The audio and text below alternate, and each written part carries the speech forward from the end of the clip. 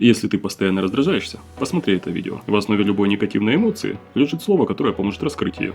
К примеру, в основе тревоги лежит прогноз будущего. В основе депрессии лежит объяснение текущего положения вещей.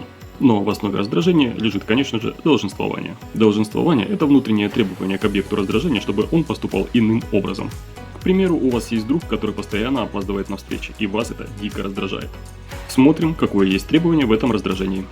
Я требую, чтобы мой друг не опаздывал на встречи. Иными словами, я считаю, что друг должен не опаздывать на встречи. Вот мы и нашли долженствование. Я считаю, что друг не должен опаздывать на встречу. И в этот момент наше долженствование мы меняем на желание. Мы говорим, не друг должен не опаздывать на встречу, а мне хотелось бы, чтобы друг не опаздывал на встречу. Сделав это небольшое упражнение в моменты, когда вас одолевает раздражение, вы сможете его снизить. Если для вас эта информация оказалась полезной, подписывайтесь, переходите в мой телеграм-канал. Тут и там будет много полезной и практической информации в области психологии.